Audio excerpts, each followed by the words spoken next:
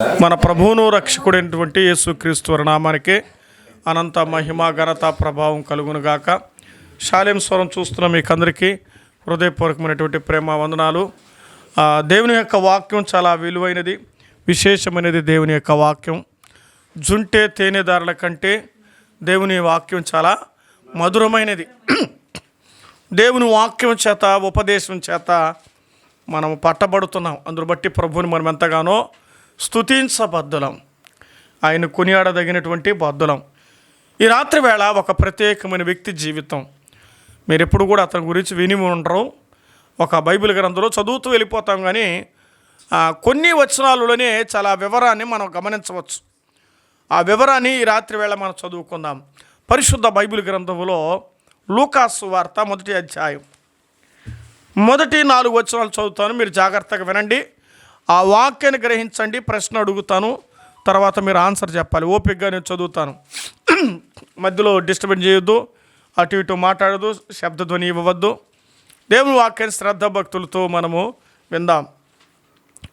ఘనత వహించిన త్రెయోఫిలా ఆరంభం నుండి కన్నులారా చూచి వాక్య సేవకులైన వారు మనకు అప్పగించిన ప్రకారం మన మధ్య నెరవేరిన కార్యముల గురించి వివరముగా వ్రాయుటకు అనేకులు పూనుకున్నారు గనుక నీకు ఉపదేశింపబడిన సంగతులు నిజముగా జరిగినవని నీవు తెలుసుకున్నటకు వాటినన్నిటినీ మొదట నుండి తరచి పరిష్కారంగా తెలిసి ఉన్న నేనును నీ పేరట వాటిని గూర్చి వరుసగా రచించుట యుక్తమని ఎంచి తిని. ప్రభు తన మాటలు మన వినికిడులో దీవించునుగాక. ఆమేన్. మనం చదవబడినటువంటి వాక్యములో త్రెయోఫిలా, చెప్పండి అందరూ ఈ పదం మనం వినలా. త్రెయోఫిలా అనే వ్యక్తిని గురించి ఈరోజు మనం ధ్యానం చేయబోతున్నాం. అంటే దరైబడి మాట అంటే తాబోతుంది. త్రెయోఫిలా, థియోఫిలా అని వేరు, థియోఫిలా కూడా ఉంది బైబిల్లో, థియోఫిలా అని కూడా ఉంది. సరే, దేవుని వాక్యం త్రియోఫిలా అని మనం గమనం చేస్తే ఇక్కడ ఏం చదువుతామంటే అతని జీవితాన్ని గురించి అపోస్తుల కార్యముల గ్రంథంలో కూడా ఉంది. 1వ అధ్యాయం 1వ వచనంలోనే ఇదే పేరు ప్రస్తావించబడింది. ఇతను ఎవరు అంటే, ఇతని గురించి చూస్తే ఆనాడు రోమా ప్రభుత్వంలో ఒక ఉద్యోగి, ఒక ఎంప్లాయ్, ఈ వ్యక్తిని మనం చూస్తూ ఉన్నాం. అటువంటి వ్యక్తిగా మనం గమనించాలి. ఘనత వహించినటువంటి వ్యక్తిగా కూడా మనం గమనిస్తాం ఇతన్ని. థియోఫిలా ఘనత వహించిన వ్యక్తిగా మనం గమనించాలి. ఎట్లా చెప్పగలమంటే ఇక్కడ వాక్యం ఉంది, ఘనత వహించినటువంటి వ్యక్తి అని బట్టి. అతని గురించి కొన్ని విషయాలు చెప్పిన తర్వాత నేను మరి వివరంగా దీనిలో ధ్యానం చేద్దాం. రోమా పౌరుడుగా, రోమా ప్రభుత్వంలో తను ఒక మంచి స్థాయిని, ఒక మంచి ఘనత వహించిన వాడిగా బ్రతుకుతున్నట్టుగా ఇక్కడ మనకు అర్థమవుతుంది. ఇతని గురించి రాయబడిన 2 పుస్తకాలలో ఇది లూకా రాశాడనమాట. లూకా సువార్తలో, అపోస్తల కార్యముల గ్రంథంలో ఇతని పేరు ప్రస్తావించబడి 2 సార్లు.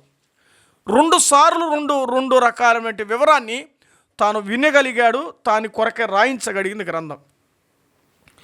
ఈ యొక్క లూకా సువార్తలో యేసుక్రీస్తు యొక్క జీవితాన్ని గురించి రాయబడింది, అది విన్నాడు. మరి బాగా అర్థం చేయాలి.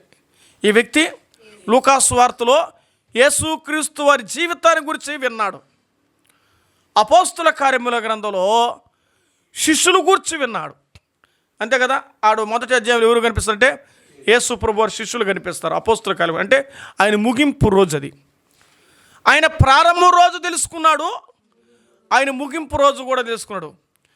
ఇక్కడ నిలబడి కొంత బయట వచ్చి ఆలోచిస్తే మన పుట్టుక మనకి ఎప్పుడో తెలియదు, మన మరణం కూడా మనకి ఎప్పుడో తెలియదు. ఈ రోజుకి ఇప్పుడు మనం చనిపోతాం తెలిస్తే అన్ని రోజులు ఇష్టానుసారంగా బతికి ఆ రోజు శుద్ధుడిగా బతుకుతాం మనం. అన్ని మాని ప్రభువా నేను ఎంత ఘోర పాపినో, ఎన్ని ప్రార్థన చేస్తాం ఆ రోజు నువ్వు పోతామని తెలిస్తే. అందుకన్నాడు మీ జీవిత కాలగతులు ఎవరి వశంలో ఉంది? దేవుని వశములో ఉన్నాయి. అందుకే యేసు ప్రభు వారు కూడా రాకడ ఏ రోజుని చెప్పలా. ఎందుకు చెప్తే అందరూ ఆ రోజుకి మాత్రమే, రేపు వస్తాడంటే ఈ రోజుకి సిద్ధంగా ఉంటాడు. దేవుడు చెప్పాడు రేపు పండగ అంటే ఈరోజు ఇల్లు కడతారు చూడు, అట్లా ఉంటుంది మన జీవితాలు. తెలివైన వాళ్ళం కదా మనం మేధావులనే మన చేసాడు మనకంటే మేధావి.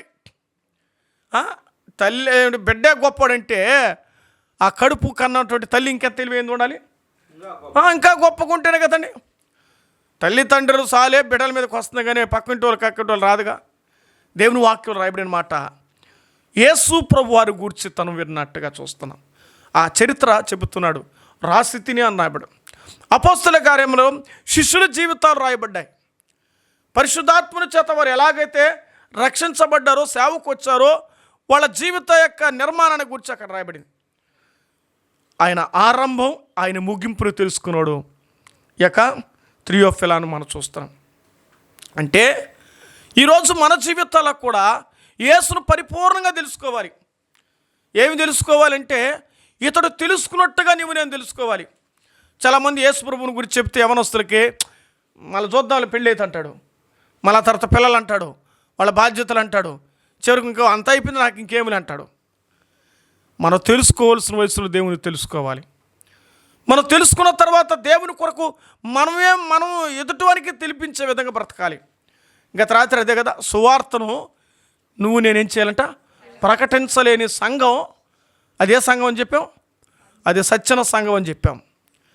అయితే దేవుని వాక్యం ఇక్కడ మనం గమనం చేస్తే, ఈ వ్యక్తి జీవితాన్ని మనం ఆలోచిస్తే ప్రభువును గురించి తెలుసుకోగలిగాడు. ఆయన గురించి సర్చింగ్ జరిగింది. ఆ వాక్యోపదేశకులైన వారు మనకు అప్పగించడం ప్రకారం నీకు ఉపదేశం చేయబడిన సంగతులను పరిష్కారంగా తెలుసుకున్న నేను నీ పేరట రాశాను, నువ్వు తెలుసుకోవాలని వివరముగా వ్రాయటకు అనేకులు పూనుకొని ఉన్నారు. ఇతను కొరకై రాయబడేటట్టు విషయాలు మనం ఆలోచన చేయాలి. ఇతని కొరకై రాయబడినటువంటి ఆలోచనలు ఇక్కడ మనం గమనం చేస్తే, ఈ యొక్క లూకాతో మంచి స్నేహబంధం ఉంది. ఒక ఫ్రెండ్షిప్ మాట్లాడుకుంటారు ఈ వ్యక్తితో కదండి. త్రియోఫిలాను గురించి మనం చదువుతున్నప్పుడు బాగా ఫ్రెండ్లీగా ఉన్నాడు, స్నేహబంధం కలిగిన వాడుగా ఉన్నాడు. వాళ్ళిద్దరూ ఉన్నట్టు చూస్తున్నాం. మనకు అప్పగించిన ప్రకారం అంటే వీళ్ళిద్దరు కలిసిమెలిసి ట్రావెలింగ్ చేశారు వీళ్ళు, అంతే కదా. పరిచయం లేకపోతే మనకని సంబోధించరు. ఎవడు దారిని పోయాడు మనని అంటాడా, నువ్వు మా వాడు అంటాడు అనరుగా. మా బంధువులు అనడానికి కారణం అంటే వారు మన రక్తసముదుకులై ఉండాలి, మనతో ఒక్కరి వారే ఉండాలి. ఇప్పుడు మన సంఘానికి వచ్చి ఉంటే మా సంఘానికి వచ్చే సిస్టర్, మా సంఘానికి వచ్చే బ్రదర్ అంటాం. ఇంకా మా సంఘం అనేదానికి అనుకుంటా మా అక్క, మా అన్న, మా తమ్ముడు అని ఇంకా చెప్పడం ఇంకా గొప్ప శ్రేష్టమైంది. విరిచినట్టు కాకుండా ఆ పదం ఎట్టుంటుంది, అతికినట్టుగా ఉంటుంది. అయస్కాంతం చూడండి, దగ్గరికి వచ్చే కొద్దిగా అవుతుందా, అంతే. దేవుని పిల్లలు అలా చెప్పడానికి ఏం చేయాలి మనం? అప్పుడు ఎదుటోళ్ళు ఎట్టా అయింది మీ అక్క అంటే అప్పుడు సువార్త చెప్తాం. యేసయ్యను పరిచయం చేయడానికి అదొక మార్గం, అదొక సువార్త, అదొక ఉపదేశం. ఎవరా అంటే మా అక్క అంటే ఎట్లా అక్కంటే అప్పుడు చెప్తావు యేసు క్రీస్తు నమ్ముకునేటువంటి ఆమె దేవుని నమ్ముకున్నది, తద్వారా మేము కూడా నమ్ముకున్నాం, ఒక సంఘంలో వెళ్తున్నాం కాబట్టి మేము ఇద్దరు అక్క చెల్లెళ్ళం అని చెప్తారు, అన్నదమ్ముళ్ళం అని చెప్తాం. మా తమ్ముళ్ళని చెప్తా. ఇప్పుడు నన్ను అడుగుతారు ఎవరు అబ్బటే, మా తమ్ముడని చెప్తాను నేను. సాధ్యంగా మా చర్చికి వచ్చేవాడిని ఇప్పుడు నేను చెప్పడం లేదు. ఎవరన్నా కదా మా తమ్ముళ్ళని చెప్తాను. ఎట తమ్ముడు అయినాడని అంటే అప్పుడు చెప్తాను నేను సంగతి. అంటే ఇప్పుడు ఏమొచ్చుట్టు సువార్త అందించబడడానికి, ఉపదేశం, ప్రభువును గురించి ఉపదేశించడానికి ఒక అవకాశం. నువ్వు కూడా మా సంఘానికి వచ్చాము ఎప్పుడు చెప్పదేడా, ఎప్పుడేమోతే మా అన్నని చెప్పు, నీకంటే గొప్ప పెద్దవారైతే అన్నని చెప్పు, నీకంటే తక్కువ తమ్ముడని చెప్పు. బంధం కలపడానికి ప్రయత్నం చేయి, బాధ పెట్టే విధంగా ఉండకూడదు. అట్లా చెప్తా ఉంటే ఎదుటోడు ఇన్నేవాడు ఏమిటి నన్ను చూడు అన్న అన్నాడు, నన్ను చూడు తమ్ముడు అన్నాడు, నన్ను చూడు తండ్రి అన్నాడు, నన్ను చూడు కూతురు అన్నాడు, నన్ను చూడు అక్క అన్నాడు, నన్ను చూడు వదిన అన్నాడు. ఈ సంఘంలో చూస్తేమండి అక్క చెల్లి, నేను ఆడని పోతాను, నన్ను మీ చెల్లి అంటారు, నన్ను మీ అక్క అంటారు. స్కూల్లో కూడా ఆడ సంఘానికి మీ అక్క మీ చెల్లి అంటారు, మీ అమ్మ అంటారు. రక్తబంధం కలిపినప్పుడు కాకపోవచ్చు, అంటే స్నేహబంధంలో ఈ బంధుత్వాన్ని కలిపినట్టుగా మనం చూస్తాం. ఇక్కడ స్నేహబంధం కలిగినట్టు వ్యక్తిగా మనం గమనించాలి. మరి పరిచర్యలో చాలా సహకారిగా ఉన్నట్టు కూడా మనం అర్థం చేసుకోలేదు. జీవితంలో చాలా సహకారిగా ఉన్నాడు, ఆర్థిక సహాయాలు కూడా. అంటే చరిత్ర గ్రంథాలు వ్యాఖ్యానాల్లో దీని మీద కామెంట్ రాసినప్పుడు ఇలా చెప్పారు, ఇతను సహకారిగా ఉన్నట్టుగా ఉన్నట్టు.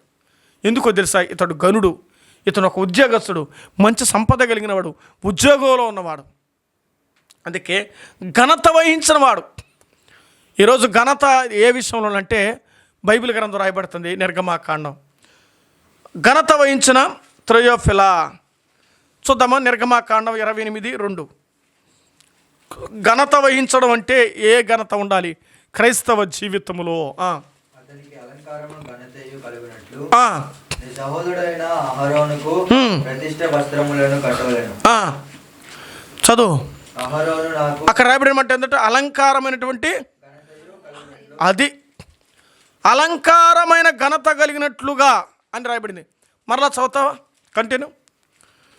అతనికి అలంకారమును ఘనతయు కలుగునట్లు అతనికి అలంకారమును ఘనతయు కలిగినట్లు సహోదరుడైన అహరోనుకు ఆ, ప్రతిష్ఠ వస్త్రములను కట్టవలెను. చాలు. వస్త్రధారణలో అలంకరణ ఉండాలి. ఈరోజు వస్త్రధారణ నీకేమి లేదు. అమ్మ, నీ వస్త్రధారణే నీకేమిస్తుంటే ఒక ఘనత, ఒక గౌరవం, ఒక మర్యాద ఇస్తుంది. ఈ రోజుల వస్త్రధానికి ఏమి లేదు. అసలు ఎంత లోకంలో ఉన్నామంటే, కల్తీ లోకంలో ఉన్నాం, చూడలోని లోకంలో. కొంతమంది ఏందమ్మా అలా వేసుకున్నామంటే, ఏమండి సార్ మాకు కంఫర్ట్గా ఉంది సార్ అంటారు. మాకు కంఫర్ట్గా ఉంది. ఇంకేం మాట్లాడతావు అట్లా నోరు తెచ్చి చెప్పే వాళ్ళతో? వాళ్ళు కరెక్ట్గా ఉందంట, వాళ్ళు కంఫర్ట్గా ఉందట్టుగా. ఎదుటివాడి కంఫర్ట్ చూడడం లేదు వాళ్ళు. ఎదుటివారు దానివల్ల ఎంతో మరి పరిస్థితులు మారిపోతుందనే సంగతి అర్థం కావడాలా. 10th క్లాస్ పిల్లకాయలు, 9th క్లాస్ పిల్లలు యాజ్ అ టీచర్గా మేము చెబుతున్నప్పుడు వాళ్ళ నోటారు వచ్చే పదాలు, మా మమ్మీ వేసుకోమని సార్, మా డాడీ వేసుకోమన్నాడు సార్. ఇంకా కల్చర్ ఎలా మారుతుంది? అతి తక్కువ కాలం వాళ్ళ జీవితాలు అస్తవ్యస్తంగా మారిపోతున్నాయి. కల్చర్ లోకంలో, కల్తీ లోకంలో ఫ్యాషన్ టెక్నాలజీకి వెళ్ళిపోయింది. ఈ రోజుల్లో ఫ్యాషన్ టెక్నాలజీ, సినిమా యాక్టర్లు వేస్తున్నారు, అది నటించడం. వాళ్ళు అడగండి, మేము కావాలని వేసుకోలేదండి, ఆకర్షించబడ్డానికి, దీనిలో అనేకులు చూడడానికి మేము వేస్తున్నామే తప్ప మేము వేసే మనసు కూడా మాకు లేదంటారు. కానీ ఇప్పుడు దాన్ని చూసి వీళ్ళు నేర్చుకుంటున్నారు. అక్కడ నటన, ఇక్కడ రియల్. సినిమాలో నటన ఉన్నది, జీవితంలో రియల్ ఉన్నది.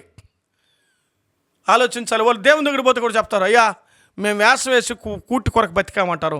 ఇప్పుడు నిన్ను అడిగితే నువ్వు నిజంగా బతికావు కాబట్టి నీకు నష్టం అంటాడు. అందుకే దేవుని వాక్యంలో మన ఘనత, మన అలంకారాల్లో బాగుండాలి, మన వస్త్రధారణలో బాగుండేటట్టుగా చూసుకోవాలి. ఘనత వహించిన వాడు మన ప్రభువే ఘనత కలిగిన వాడని రాయబడుతుంది. దినవృత్తాంతాలు 1 గ్రంథం 16:25లో మన ప్రభు ఘనత వహించిన వాడు. దేవుని బిడ్డలు తగినట్టుగా, యేసుకు తగినట్టుగా మనం బ్రతకాలి. మన మాట తీరు కానీ, మన అలంకరణ కానీ, మన వస్త్రధారణ కానీ, మన జీవిత విధానం కానీ, మన వైఖరి కానీ చాలా పద్ధతిగా ఉండాలి. పద్ధతిగా లేకపోతే మన జీవితాలు ప్రమాదంలో పడిపోతాం. అన్ని విషయాల్లో భద్రత చాలా ప్రాముఖ్యమైనది చూస్తూ ఉన్నాం. ఈ రాత్రి కాలంలో మనం చదువుకున్నప్పుడు త్రయోఫిలా ఆరంభం నుండి కన్నులారా చూసిన వాక్య సేవకులైన వారు మనకు అప్పగించిన ప్రకారం మన మధ్యను నెరవేరిన కార్యముల గురించి వివరంగా వ్రాయుటకు, మన మధ్య నెరవేరిన కార్యాలు అక్కడ గమనించాలి. అంటే లోకాకి త్రయోఫిలాకి మధ్య ఉంది ఒక ట్రావెలింగ్, ఒక నడక, ఒక ప్రయాణం జరుగుతుందా లేదా? మన మధ్య జరిగింటే, లేకుంటే మాట చెప్ప లోకాతో లేకపోతే వైద్యునితో కలిసి ఉన్నాడు ఈ త్రయోఫిలాని చూస్తాం. ఒక వైద్యునితో సావాసం చేస్తున్నాడు. ఒక గ్రంథం రాశాడండి, గ్రంథకర్తతో నడుస్తూ ఉన్నాడు, ఒక భక్తునితో నడుస్తున్నాడు, ఒక మంచివానితో నడుస్తున్నాడు. ఎవరు? ఉద్యోగస్తుడు. ఈరోజు ఉద్యోగస్తులు ఎలాగున్నారని, మాకేమిలే హ్యాపీగా డబ్బు వస్తుంది, ఎప్పుడో ఒకరోజు మందిరం అనుకోలా. తాను వారితో ప్రయాణం చేస్తూ మన మధ్య జరిగిన కార్యాలు, అంటే త్రయోఫిలా మధ్యలో కొన్ని కార్యాలు చూశాడు, కొన్ని అద్భుతాలు చూశాడు. ఇక్కడ రాబడినమాట నెరవేరిన కార్యములు గూర్చి, మన మధ్య నెరవేరిన కార్యాలు, మన మధ్య నెరవేరిన కార్యాలు. ఎన్ని కార్యాలు చూశాడు రాయబడలేదు, కొంత మట్టుకే దేవుడు రాశాడు. దీన్ని ఎలా అనుకోవాలి, మనం అన్వయించుకోవాలి. కళ్ళ ముందు కార్యాలు చూసినట్టు వ్యక్తి మనం చూస్తూ ఉన్నాం. అది ఏ కార్యాలా? పనికిరాని కార్యాలు కాదు, పనికొచ్చిన కార్యాలు, 10 మందికి ప్రయోజనం కలిగించిన కార్యాలు. మనం కార్యం చూసినా, కార్యం చేసినా ఏముండాలి? ప్రయోజనకరమైనదిగానే ఉండాలి. మనం ఒకటి చూసినా ఒకటి చేసినా మనకు ఎలా ఉండాలి? ప్రయోజనకరంగా ఉండాలి. నీ కుటుంబానికి, నీ సంఘానికి, నీ సమాజానికి ప్రయోజనకరమైన కార్యాలు చేయాలి. నువ్వు మరి నిష్ప్రయోజనమైన కార్యాలు చేయకూడదు. నువ్వు పనిలో ఉంటే సాడీలు చెప్పొద్దు. నువ్వు పనిలో ఉంటే పని ఏం చేస్తాం? ఎందుకు చేసినా వానరుల దగ్గర మనం మెప్పు పొందుకోవాలి. అమ్మా ఒకరోజుకి అది మనకే వస్తుంది. మనం ఒకరు కూడా సాడీలు అవసరం లేదు. మన పని ఏదో అనేది కావాలంటే నువ్వు ఎదురుగా ఉంటే ఖండించు, కానీ నువ్వు సరి సమానంగా ఉన్న చోట ఇంకొక పై అధికారి పోయి చెప్పారుకో, ఎదుటివాడిగా అనిపించుకుంటావు, కానీ ఒకరోజు నీకు గడిదే పరిస్థితి. తాను త్రవిన గుంటలో తానే పడతారు. ఈ రోజు వారవలేను. నువ్వు పోయి చెప్పావు, 2 రోజులు పక్కన నీ గురించి చెప్తుంది. అప్పుడు నువ్వు అవమానం అవుతావు, ఆమె హీరో అవుతుంది, లాస్ట్కి నువ్వు జీరో అవుతావు. కాబట్టి ట్రావెల్ ఏ గుంటలో ఏ గుంట తవ్వుతామో అదే గుంట పడతాం. కాబట్టి మనం అర్థం చేసుకోవాలంటే మన ట్రావెలింగ్లో జాగ్రత్తగా మంచి వారితో మంచి విషయాలు, సత్కార్యాలు, గొప్ప కార్యాలు మనం చేసేవారిగా ఉండాలన్న సంగతిని మనం గమనించాలి. ఇంకా ముందుకు వస్తే ఇతని గురించి చూస్తే మొదటి అధ్యాయం లూకాసు వార్తలోనే మొదటి అధ్యాయం 4వ వచనంలో అనేకులు ఏం రాస్తారంటే వివరంగా వ్రాయుటకు అనేకులు పూనుకున్నారు కనుక నీకు ఉపదేశింపబడిన సంగతులు నిశ్చయముగా జరిగినవి నీ తెలుసుకున్నటకు. నిజంగా జరగడానికి తెలుసుకోవడానికి నీకు ఉపదేశించబడ్డాయి. ఉపదేశం అంటే అర్థమే నీకు చెప్పబడ్డాయి, నీ కొరకే రాయబడింది. ఈ గ్రంథం ఎవరి కోసం రాయబడింది? అది మన కొరకే రాయబడిన గ్రంథం, నా కొరకే రాయబడిన గ్రంథం, నా కొరకు రాయబడిన గ్రంథం అని చెప్పాలి. ఎవరి కొరకు రాయబడిందంటే అందరూ మానకుండా నా కొరకు రాయబడిన గ్రంథం అని చెప్పాలి. వ్యక్తిగతంగా మనం చెప్పాలి, అమ్మ ఈ గ్రంథం ఎవరి కోసం రాయబడింది? నా కోసం రాయబడింది. ఈ సత్యం ఎవరి కోసం కుట్టంటే నా కోసం కుట్టే, పక్కన వారి కోసం కాదు. ఈ గ్రంథం ఎవరి కోసం రాశాడే? నా కొరకే రాశాడు, నా కొరకే రాశాడు. వీళ్ళు ఎవరు కొట్టుకున్నావు? నా కొరకే కట్టుకున్నాను, 10 మందికి ఇచ్చేదానికి కాదు కదా. ఆలోచించేద్దాం. దేవుని వాక్యములో ఇక రాయబడిన విషయాలు బట్టి చూస్తే ఉపదేశం అండగా బోధించబడిందని అర్థం. ఆ రోజు బోధించబడుతున్నాడు ఉత్తరం ద్వారా, ప్రత్యక్షంగా చూసిన వాటిని చెబుతున్నాడు. నువ్వు రూఢి చేసుకోవాలని, నువ్వు పరిష్కారంగా తెలుసుకోవాలని. త్రియోఫిలా జాగ్రత్తగా విను. నువ్వు ఉద్యోగస్తుడే కావచ్చు, నువ్వు అధికారివే కావచ్చు, నువ్వు ఘనత కలిగిన వాడే కావచ్చు, కానీ నీకు ఉపదేశం అవసరం. ఏమి అవసరం? మా భగవంతుడు అవసరం, దేవుడు అవసరం. ఈరోజు నేను ఒక మాట విన్నాను. ఏమిటి? తన బిడ్డ జీవితంలో కార్యం, రోగం వచ్చిన బిడ్డని బాగు చేయలేని దేవుని పచ్చి బూతులు మారుతున్నాడు. చిన్నగా మాట్లాడడం లేదు. బుద్ధినుడు తన హృదయంలో దేవుడు లేడని అన్నట్టుగా అతి ఘోరంగా దేవుడు మాట్లాడుతున్నాడు.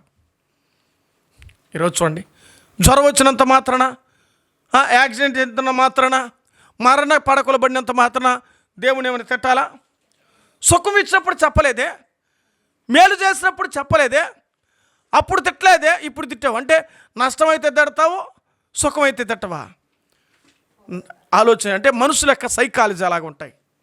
అయితే నువ్వు ఆలోచన చేయాలి.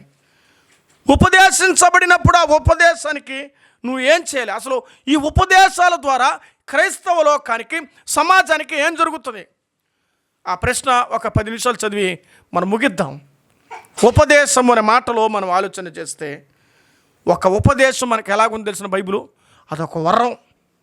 మరి కావచ్చు చదువు 119వ కీర్తనలో కొన్ని విషయాలు రాయబడ్డాయి. రాత్రి వేళ ఉపదేశం అనే మాట మనం గమనిద్దాం. త్రియోఫిలాకి ఉపదేశించబడిన రీతిగా నీకు నాకు ఉపయోగపడే విషయాలు బైబిల్లో ఉన్నాయి. 119వ కీర్తన 56వ చరణం. 56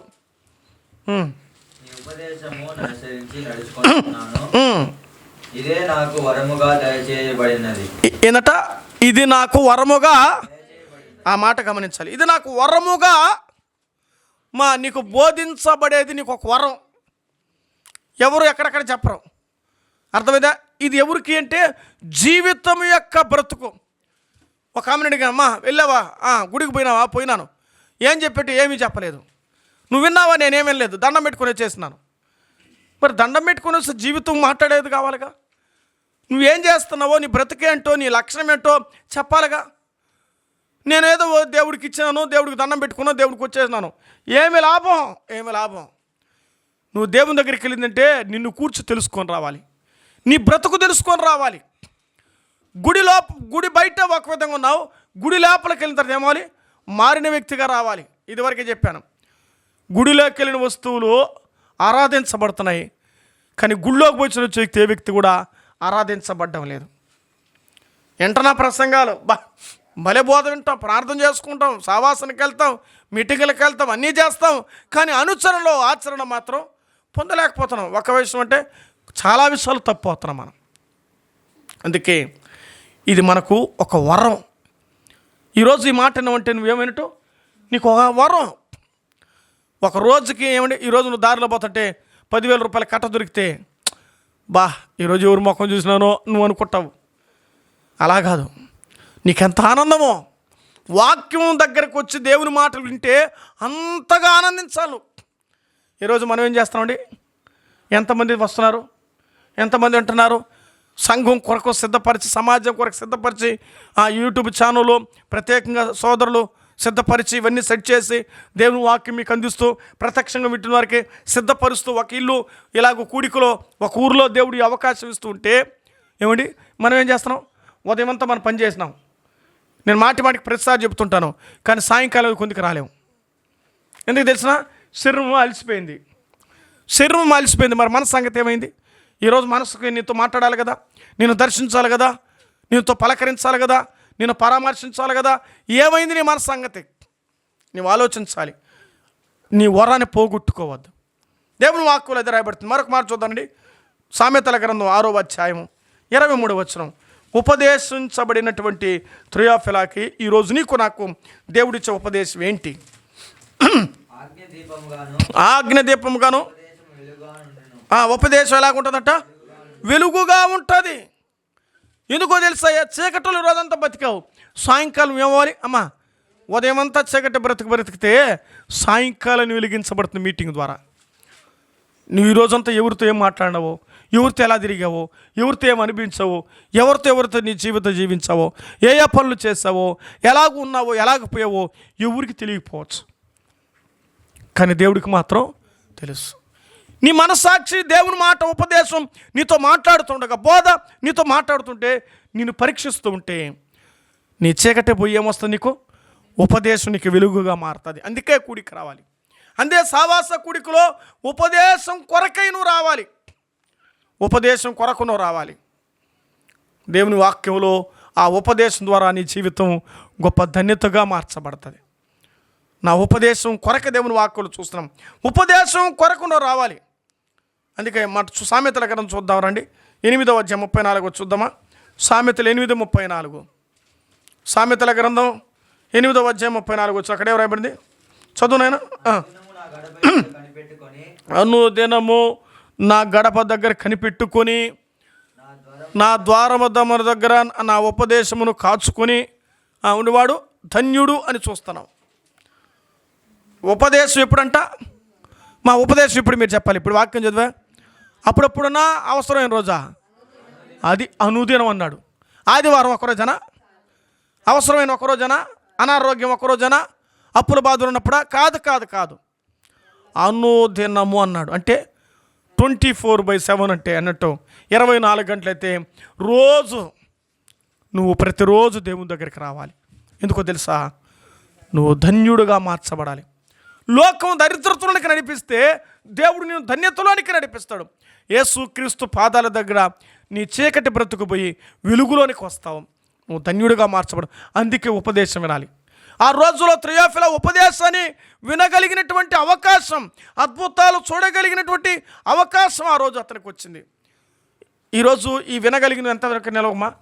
నువ్వు నడవగలిగినప్పుడు, నువ్వు కూర్చోగలిగినప్పుడు, నువ్వు రాగలిగినప్పుడు నువ్వు ఇది వినగలవు. లేదంటే వెళ్ళలేవు.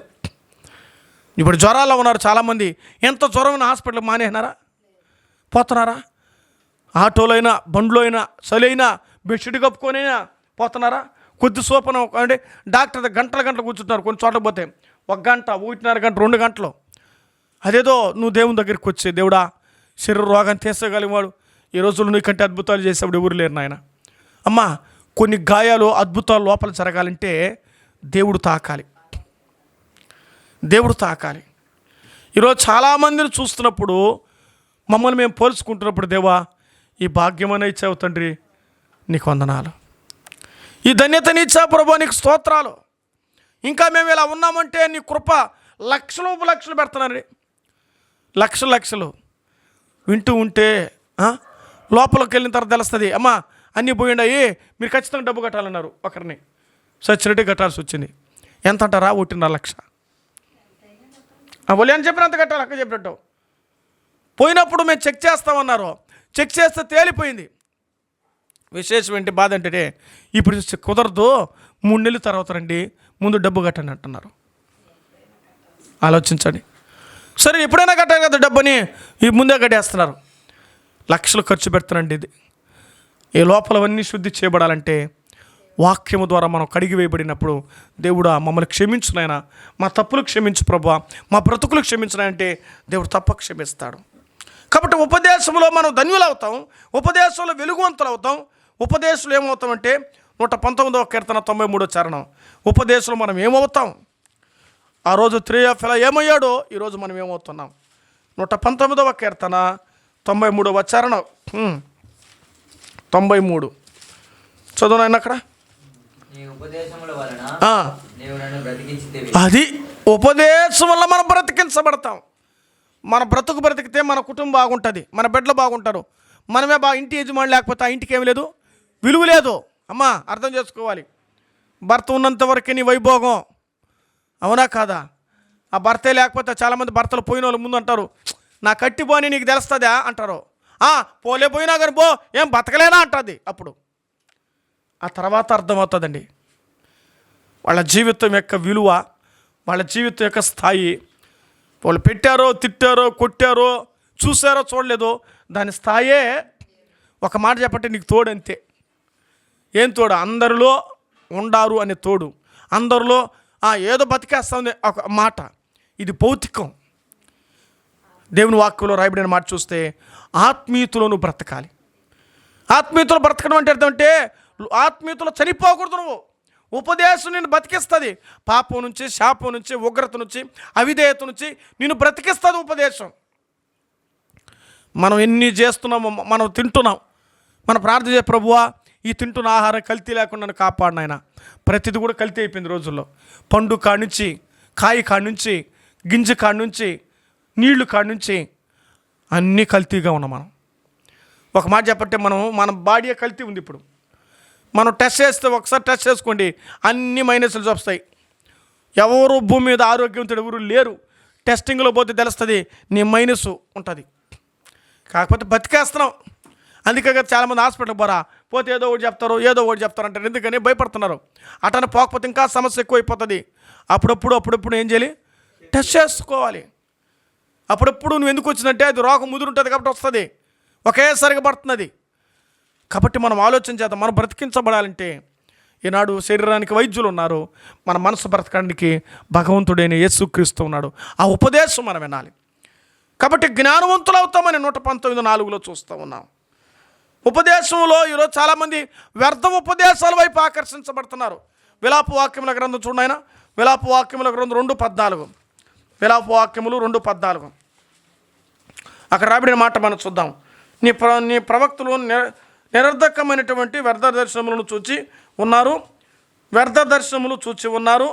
నీవు చెరలోనికి పోకుండా తప్పించుకుంటే వారు నీ దోషమును నీకు వెల్లడి చేయలేదు. వారు వ్యర్థమైన ఉపదేశములు పొందిన వారైరి. ఎవరు వారు? వారు నీ దోషమును నీకు వెల్లడి చేయలేదు. నీ రోగం చెప్పలా, నీ తప్పులు చెప్పడం లేదు. రోజు చాలామంది మా దేవుడు దీవిస్తాడా? ఇదేనా ఆశీర్వాదం కలుగునుగాక, మేలు కలుగునుగాక, ఇది వచ్చునుగాక, అది కలుగునుగాక, నీ ఇంట్లో నీ కొట్లు, నీ ధాన్యం ఇదే ఆశిస్తున్నావు భూమి మీద. ఇక్కడ అంటున్నాడు, నువ్వు చేస్తున్న తప్పులు ఎవరు చెప్పలా. నువ్వు నీ కళ్ళు బాగలేదు, నీ ఒళ్ళు బాగలేదు, నీ మాట బాగలేదు, నీ తీరు బాగలేదు, నువ్వు మారిపోయిన బ్రతుకులో సరిగ్గా లేదు కాబట్టి నువ్వు వ్యర్థమైన వాటి ఉపదేశాలకు ఆకర్షించబడుతున్నావు. ఏది సత్యమో ఏది మాన్యమో నీ ఎదుట ఉంచబడి ఉన్నది. ఆలోచన చేసుకోవాలి. యేసు ప్రభువారు మనము కొరింథీ పత్రిక ఉంటుంది 1:6లో, 1 కొరింథీ 1:6లో మనము ఉపదేశంలో ఐశ్వర్యవంతులు అవ్వాలి. ఐశ్వర్యవంతుడైన యేసుక్రీస్తు నీ కొరకు నా కొరకు వచ్చి రక్తం కార్చి ప్రాణం పెట్టి చనిపోయి తిరిగి లేచాడు. ఉపదేశం మనకు రక్షణ కలిగించింది. యేసు బోధ ద్వారా అనేకులు ఆకర్షించబడి తమ పాపాలు ఒప్పుకొని ప్రభు పాదాల దగ్గరికి వస్తారు. వస్తే పరలోకం లేదా అగ్నిగుండం. నేస్తమా